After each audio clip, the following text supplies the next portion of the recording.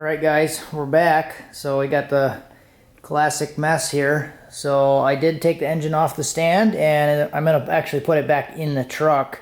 So I kind of just bolted everything back together, put the pistons and the rings and everything back in just temporary. I'm still going to pull this one apart, but what I want to do is actually put the front differential in there and see if the oil pan is going to clear the differential. So I do have the new front diff, or the front diff that's going to be going into it, but I kind of messed up when I bought this one, and this one didn't come with the bracket.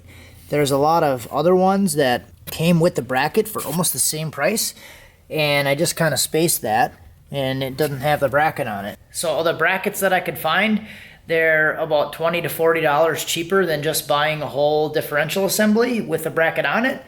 So that's what I did. I ordered another differential with the bracket on it today, and I guess I'll just have a spare now, which might not be bad because I don't know how it's going to handle the power, and it's probably going to break, or we're going to push it until it breaks. So I guess having a spare won't hurt, and it was like 160 or something like that, so really wasn't too bad. But let's get going on this. So there is a mounting section here. There's one on the underside over here, and then that little nut is where that bracket would bolt to. But I'm gonna just try to get it in there and then see how far back the pan goes and if it'll actually clear. So I don't know how easy or how hard this is gonna be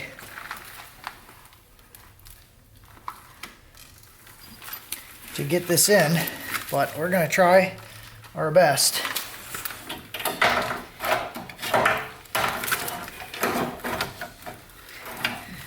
Transcooler lines. So there's just two bolts. I did go pick up two new bolts. These are M12 by 175, and I'm just gonna stick these in this location here. This thing isn't too heavy, so it might not be that hard to move around.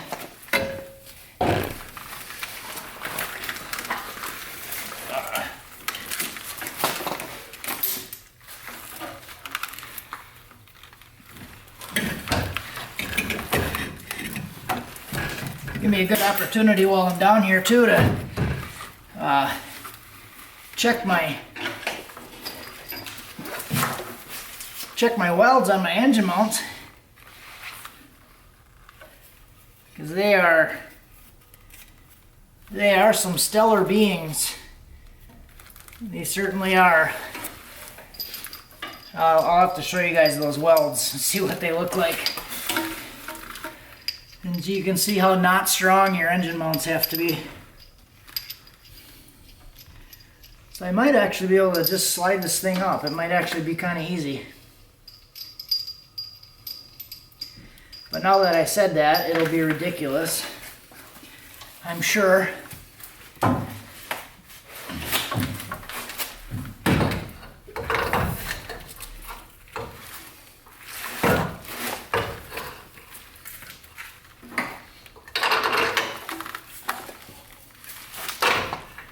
There's one.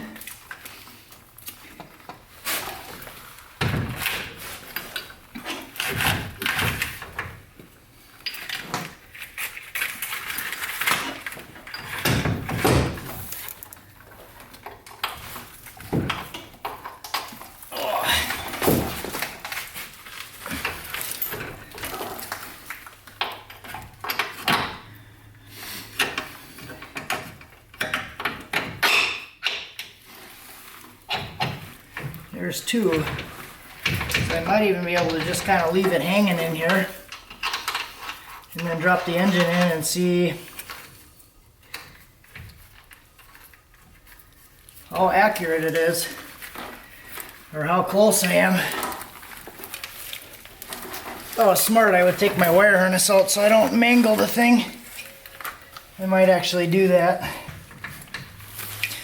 Alright, so this thing is in there, mounted pretty close, and I don't know, I think it'll be close. If I do have to modify the oil pan, that won't be a huge deal, but we'll see how close we are. Alright, so got it kind of going in. I think it might actually clear. So oil pan sump is right above the axle tube right now, but I have to go back quite a bit. So here's the mount bolts, and I have to go all the way back to here. So I'm going to keep going back. Look at the oil filter in relation to the yoke right there. It's looks like it might fit. All right, so it's in. Here's a little view of how everything's fitting.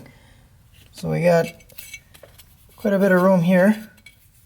This spins, doesn't hit the filter. You can always get a shorter filter for it or something. But underneath, doesn't hit. A bunch of clearance all the way around.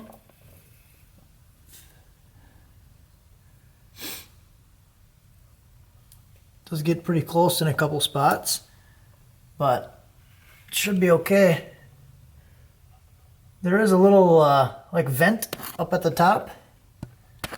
There's a little vent up at the top that's actually touching the pan. That little guy right there. You can see it's actually touching, but I'm not really too worried about that.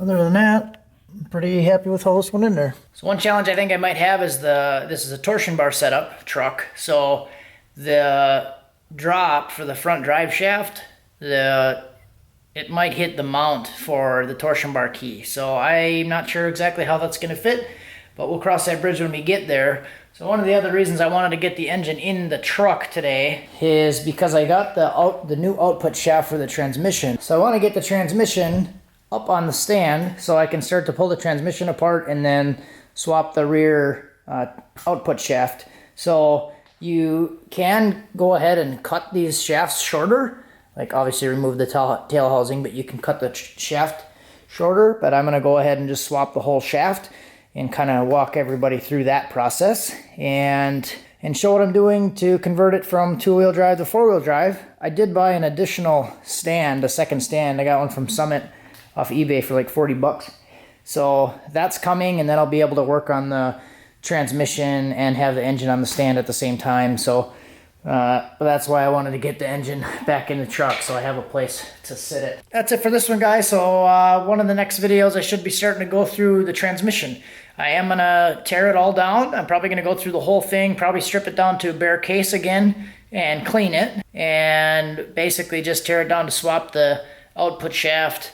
And I'm also going to go through and look at all the clutches and just see how they're doing after, I don't know how many thousand miles are on it. Probably like 3,000 to 5,000 miles on the transmission since I rebuilt it.